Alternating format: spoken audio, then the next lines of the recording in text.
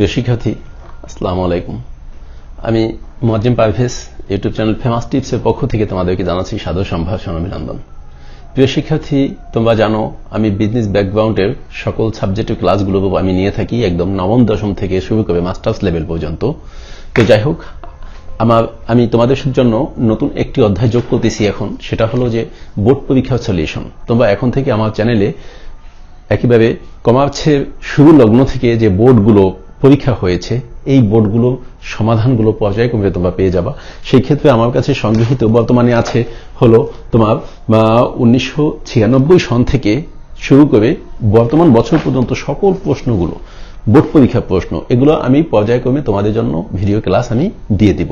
যাই হোক প্রিয় শিক্ষার্থী, আজকে যে ক্লাসটি নিয়ে আলোচনা করবো আমরা সেটা হলো যে নবম দশম এবং একাদশ দ্বাদশ শ্রেণীর রেওয়ামিল। আচ্ছা, রেওয়ামিলের আজকের ক্লাসটি শুরু থেকে শেষ পর্যন্ত যাওয়া থাকবা। আমার বিশ্বাস করি তোমাদের রেওয়ামিল প্রস্তুত নিয়ে কোনো সমস্যা হবে না ইনশাল্লাহ। যাই হোক প্রিয় শিক্ষার্থী, রেওয়ামিলটা হলো কোত্থেকে আসে এটা সম্পর্কে এটা একটু জেনে নিই আমরা। প্রথমত হিসাব ব্যবস্থার একেবারে তোমার শুরু হলো কি দিয়ে শুরু হয়, দিয়ে মানে লেনদেন দিয়ে। লেনদেনগুলোকে কি করা হয়, দুতরফা দাখিলা পদ্ধতিতে লিপিবদ্ধ করা হয়। দুতরফা দাখিলা পদ্ধতিতে লিপিবদ্ধ করে এটাকে জাবেদা করা হয়। জাবেদা থেকে করা হয় কি খতিয়ান, এবং এই যে খতিয়ান করা হয়, খতিয়ানের প্রতিটি ব্যালেন্স এইটাই কিন্তু দিয়ে আমাদের প্রস্তুত করতে হয় রেওয়ামিল। অর্থাৎ রেওয়ামিলটা করতে হয় খতিয়ানের যে ব্যালেন্সটা হয়, হ্যাঁ, খতিয়ানে যে আমরা ক্লোজ করে আমরা ব্যালেন্স বিডি সিডি করি, এই যে ব্যালেন্স বিডি মানে বিডি যে টাকাটা মানে ক্লোজ করে যে বিডি টাকাটা আমরা নিয়ে নামাই, এই ব্যালেন্সগুলো দিয়েই আমাদের করতে হয় প্রস্তুত করতে হয় রেওয়ামিল। আচ্ছা যা হোক, এখন দেখো এই রেওয়ামিলের ভিতরে আমাদের কি করতে হয়। রেওয়ামিল হলো যে খতিয়ানের যে ব্যালেন্স, এই ব্যালেন্সের ডেবিট ক্রেডিটকে সাজিয়ে সাজিয়ে ডেবিট আর ক্রেডিটকে দিয়ে আমাদের দুটা সাইড মিল করতে হয়। অর্থাৎ দুটা সাইড যখন মিল হয়ে যায় তখন আমাদের রেওয়ামিলটা ধরে নেব আমরা সঠিকভাবে প্রস্তুত হয়েছে। তো আমরা এই রেওয়ামিলটাকে কিভাবে করতে পারি আমি এটা সম্পর্কে তোমাদেরকে একটু আলোচনা করি। প্রথমত আমি তোমাদের জন্য শর্টকাট একটা রেওয়ামিলের বক্স করে নিই। আচ্ছা, রেওয়ামিলে আমাদের জানি আমরা রেওয়ামিলেতে আমাদের সংখ্যা একটা বক্সে আমাদের ঘরের সংখ্যা কয়টি, 5টি, তাই না?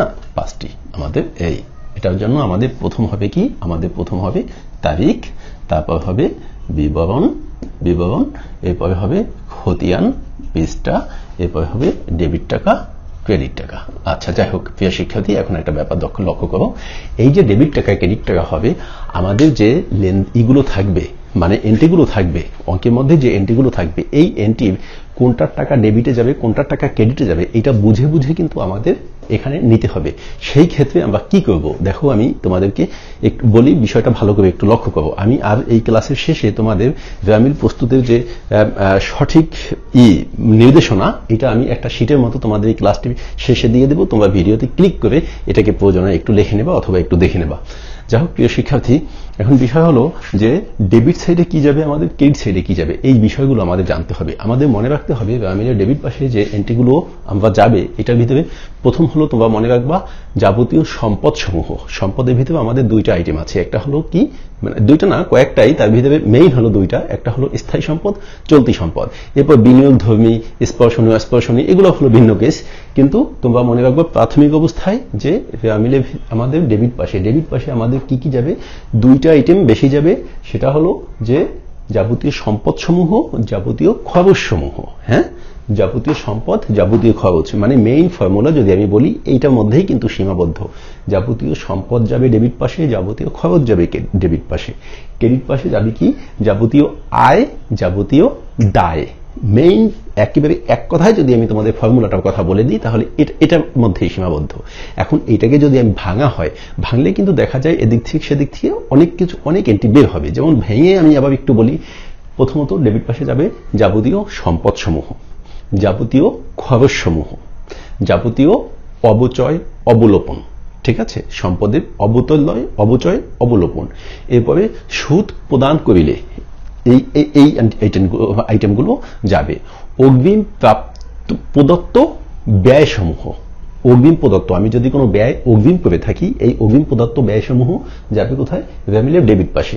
কারণ অগ্রিম প্রদত্ত ব্যয় কেন ডেবিট পাশে যাবে? কারণ অগ্রিম প্রদত্ত ব্যয় একটা সম্পদ হিসেবে ধরে নেওয়া হয়। হ্যাঁ, ওই যে বলছি যে যাবতীয় সম্পদ আর যাবতীয় খরচ এইটাকে বিশ্লেষণ করলে অনেক কিছু হয়। ঠিক আছে, এই আইটেমগুলো আমাদের ডেবিট পাশে যাবে। ক্রেডিট পাশে আমাদের যাবে কি? মূল যাবতীয় আয় এবং যাবতীয় দায়। এবং দেখো এই আয় আর দায়কে ভাঙলে কি হয়? আয়কে যদি আমরা ভাঙি তাহলে কি হয়? যেমন বিক্রয় একটা আয়, সেবা আয়, ঠিক আছে, এরপর কমিশন প্রাপ্তি আয়, এরপরে যে কোনো ভাবে আমরা টাকা প্রাপ্তি হলো, আমাদের জন্য লাভ হলো, লাভ মানে লাভ বা মুনাফা, এটা একটা আয়। এখন দায় কোনগুলো? দায়গুলো যেমন মূলধন, এটা হলো মানে একেবারে মানে অরিজিনাল দায়, তারপরে পাওনা দায়, এরপরে ঋণ, হ্যাঁ, এগুলো দায়। আচ্ছা, যাই হোক, এ ব্যতীত আরো কিছু কি যাবে ক্রেডিট পাশে? যাবতীয় সঞ্চিতি সমূহ আমাদের মিলে ক্রেডিট পাশে যাবে। হ্যাঁ, যাবতীয় বকেয়া মানে খরচের বকেয়া, যেই খরচটা আমাকে দিতে হবে, করতে হবে, এইটাও যদি বকেয়া হয় তাহলে এই বকেয়াটা আমাদের ক্রেডিট পাশে যাবে। যেমন বেতন বকেয়া রয়েছে, ভাড়া বকেয়া রয়েছে। হ্যাঁ, তবে ভাড়ার ভিতরে আবার পাইও আমরা ভাড়া দেইও, এটা বুঝে নিতে হবে যে ভাড়া কি প্রাপ্ত ভাড়া বকেয়া না প্রদত্ত ভাড়া বকেয়া। আচ্ছা, যাই হোক, এখন আমাদের তাহলে ডেবিট পাশে আমাদের যে এন্ট্রিগুলো যাবে আমি একটু আবার বলি তোমাদের। যাবতীয় সম্পদ সমূহ, যাবতীয় খরচ সমূহ, যাবতীয় অগ্রিম প্রদান সমূহ, মানে খরচের অগ্রিম প্রদান সমূহ, বিনিয়োগের বকেয়া সুদ, হ্যাঁ, বিনিয়োগের মানে বকেয়া না প্রাপ্য সুদ, যেটাকে বলা হয় বিনিয়োগের সুদ যদি হয় তাহলে এটা আবার যাবে তোমার ক্রেডিট পাশে, কেমন একটা আয় হিসাবে। ঠিক আছে, আর ক্রেডিট পাশে যাবে কি? তোমাদের যাবতীয় দায় সমূহ, যাবতীয় আয় সমূহ, যাবতীয় সঞ্চিতি। হ্যাঁ, যাবতীয় সঞ্চিতিগুলো আমাদের ক্রেডিট পাশে যাবে।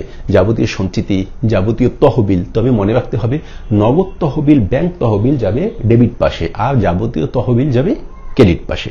তো যাই হোক প্রিয় শিক্ষার্থী, আমি এই যে সংক্ষিপ্তভাবে তোমাদেরকে আমি বললাম, যেমন এখন এটা লিখতে হবে কিভাবে। যেমন এক্সাম্পল যদি বলি আমি, যেমন ক্রয় কি হবে? ক্রয় একটা খরচ যদি হয়, যেমন ক্রয় 5,000 টাকা, আমরা এখানে লিখে দেবো ক্রয় 5,000 টাকা। ঠিক আছে, বিক্রয় আমরা লিখলাম বিক্রয় কত টাকা? বিক্রয় ধরে নিলাম বিক্রয় 15,000 টাকা, আমরা এই পাশে লিখবো বিক্রয় 15,000 টাকা। এইভাবে করে আমাদের যেই এন্ট্রিগুলো থাকবে মিলের মধ্যে হলে, এটা থেকে আমাদের দেখতে হবে যে কোনটা কোন কোয়ালিটির এন্ট্রি।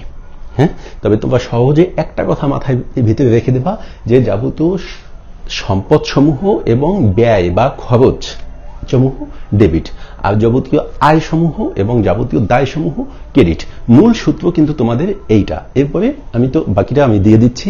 আর একটা বিষয় হলো ব্যয় মিলে যাবে না কোনগুলো। তোমাদের দেখা যায় সৃজনশীল প্রশ্ন করার সময় তোমাদের মানে কিছু এন্ট্রি থাকে, যেই এন্ট্রিগুলো ব্যয় মিলে যায় না, কিন্তু সৃজনশীল প্রশ্ন মিলানোর জন্য তোমাদেরকে সৃজনশীলে এটা থাকে। ক নম্বরে একটা প্রশ্ন প্রায় আমাদের দিয়ে দেয় সবসময়, সেটা হলো যে কোন কোন এন্ট্রিগুলো ব্যয় মিলের মধ্যে যাবে না। সেই ক্ষেত্রে তোমরা মনে রাখবা আমাদের বিশেষ করে 4টা এন্ট্রি ব্যয় মিলের ভিতরে সবসময় দেখা যায় যে এটা যায় না। এ ব্যতীতও থাকবে, সেটা হলো অন্য কথা, কিন্তু 4টা এন্ট্রি হলো কমন। সেটা হলো কি? প্রথমত সমাপনী মজুত পণ্য ব্যয় মিলে যাবে না। দ্বিতীয়ত কি? যে সমাপনী মণিহারি যদি থাকে ব্যয় মিলে যাবে না। হ্যাঁ, প্রারম্ভিক ব্যাংক জমা, প্রারম্ভিক হাতে নগদ ব্যয় মিলে যাবে না। এই 4টা এন্ট্রি ব্যয় মিলে যাবে না। তবে এর ভিতরে একটা কথা আছে যে সমাপনী মজুত পণ্য যেটা, এটা যদি আমাদের অঙ্কে সমন্বিত ক্রয় থাকে, সেই ক্ষেত্রে আমাদের প্রারম্ভিক মজুত পণ্য ব্যয় মিলে প্রারম্ভিক মজুত পণ্য তোমার যাবে না, সমাপনী মজুত পণ্য যাবে। হ্যাঁ, তো যাই হোক, এখন বিষয় হলো যে এ ব্যতীত আর একটা এন্ট্রি থাকে প্রায় আমরা দেখি, সেটা হলো সম্ভাব্য দায়। তাহলে 5টা হয়ে গেল। তাহলে আবার একটু বলি আমি তোমাদের, প্রারম্ভিক হাতে নগদ ব্যয় মিলে যাবে না, প্রারম্ভিক ব্যাংক জমা ব্যয় মিলে যাবে না, সমাপনী মজুত পণ্য যাবে না, সমাপনী মণিহারি যাবে না। এই 4টা এন্ট্রি যদি থাকে আমরা মনে রাখবো যে এটা ব্যয় মিলে অন্তর্ভুক্ত নয়। এটা দিয়ে আমাদের অনেক সময় ক নাম্বার প্রশ্ন করার জন্য আমাদের দিয়ে দেয় যে কোন এন্ট্রিটি ব্যয় মিলে যাবে না, সেটা লেখো। যাই হোক প্রিয় শিক্ষার্থী, আমি তোমাদেরকে ব্যয় মিলের উপরে স্বাভাবিকভাবে একটা ক্লাস দিলাম যে এটা কিভাবে প্রস্তুত করতে হয় বেসিকটা। আর আমি তোমাদেরকে ওই যে বোর্ড পরীক্ষার সলিউশন থেকে অনেক প্রশ্ন অঙ্ক করাবো, সেখান থেকে তোমরা ব্যয় মিলে মানে নতুন নতুন এন্ট্রি পেয়ে যাবা। আর এখন তোমরা ব্যয় মিল প্রস্তুতের এটা দেখে নেবা।